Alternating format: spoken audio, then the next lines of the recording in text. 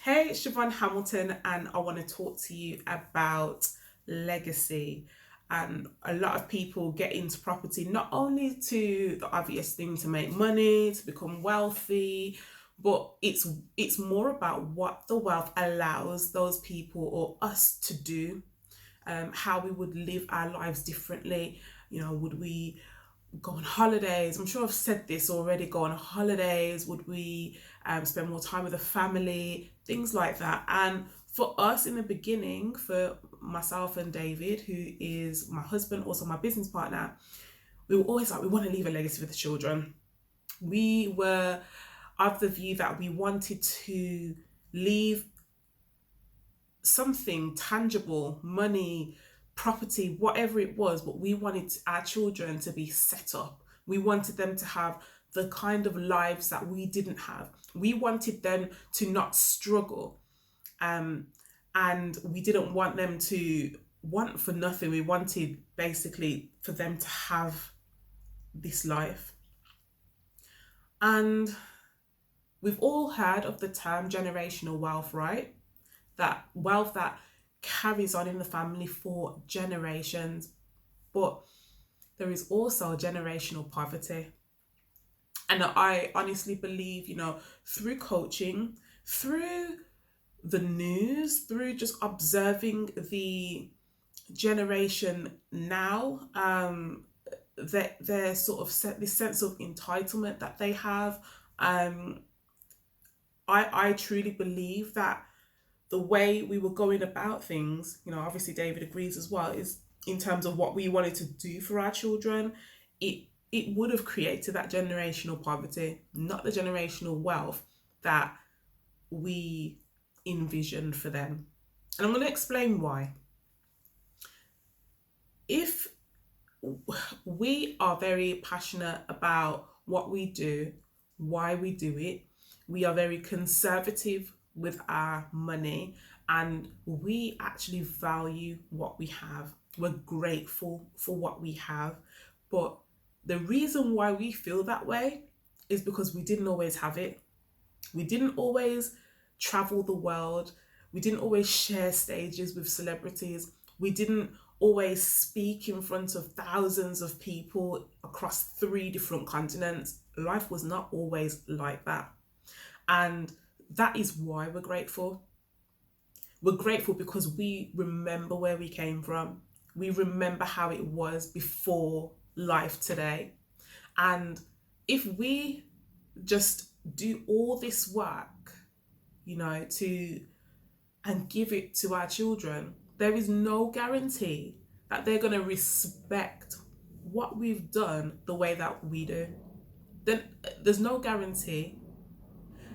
They may, it would be ideal if they just wanted to be property investors as well, and they wanted to get involved and they were interested in being entrepreneurs, and they thought the way that we did. But that's our vision, not theirs. We can't impose that on them. And it was a hard pill to swallow, to think like that. But we can't dictate how they live their lives. When they become adults, they can do what they want, and we can't control what that is, what decisions they make. They may not want to be like us, which is absolutely fine. So, in terms of legacy for us, that switched.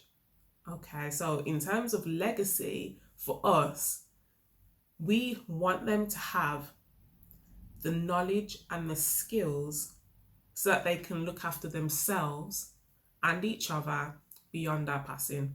So we've got three children. We've got a 9-year-old, a 6-year-old, and a 2-year-old. She's going to be 3 soon. And we have a certain environment at home that they're exposed to. They hear what we listen to. They see what we're doing when we've got our laptops out.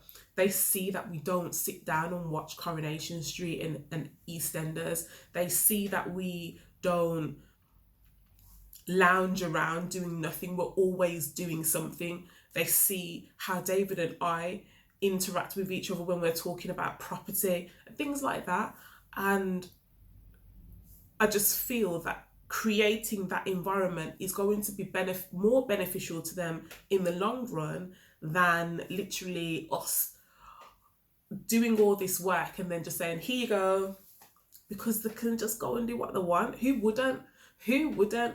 This is why, you know, unfortunately, some footballers, they end up bankrupt, and lottery winners the same. They end up bankrupt because I'm sure, you know, if not yourself, you know someone who has said, you know what, if I was to win the lottery, I would do this, I'd pay off my mortgage, or I'd buy a house, I'd go on a holiday, I'd do this, I'd do that. They're spending the money and the money's not even in their bank account. I'm sure you know someone like that, if not yourself. And even for us, in terms of winning the lottery, that was a bit of a you know, we used to watch this program, and I don't know whether you remember, it came on the TV years ago. It was at least sort of 5-6 years ago. It was called The Syndicate, and there was a few series, and I found it really interesting to obviously see how these people who were people like us, but they all of a sudden they come into large sums of money and the impact it has on their lives. And you know, just based on that program, you know, this was back in the day when I used to watch TV. But based on that program, I was like, you know what? If I ever won the lottery, and I must admit, it was just a conversation, because I've never played the lottery. I've never done that. But if I was in that position where I came into a large sum of money, I wouldn't want the publicity. I wouldn't want my face on the paper, in the news, holding up this big check. It just wasn't for me, because I would want to literally sit down, take a few months. I wouldn't tell anyone, but I'd really think about how I'm going to spend that money. But that's just me. Believe it or not, that was me. David was different, but I think he was thinking that, you know, with all the publicity, you also get financial advice and financial help. But now he's like Team Chev in terms of that thinking now. But no, believe it or not, that was me. I didn't want to tell anyone. But coming back to, I mean, I digress, but coming back to what I was talking about with the children, you know, as soon as they turn 18, 19, 21, and then all of a sudden they've got all this money, what do you think they're going to do with it? If they didn't earn it, what do you think they're going to do? There's just no, the conscience doesn't have to be the same. They didn't appreciate having it in the first place. And I just wanted to, like I said, I just needed to put that out there, that those of you who are doing it for other people, do it for yourself first. And I'm not trying to discourage you. If you want to leave something for your children, that's absolutely fine. But in terms of what we're doing for the next generation long term, and not repeating the whole process of, you know, what the education system did to us, in terms of teaching us just how to be a part of society, not actually teaching us about money, how to gain that wealth, the financial intelligence. They didn't teach us any of that, but we can break that. But I don't necessarily think that leaving monetary legacy just by itself is the way forward. So just wanted to share that with you guys. If you like what you had, please hit the like button, and I'm going to be posting quite a lot on here, so hit the subscribe button and the bell so that you get notifications, and I will speak to you on the next one. Bye.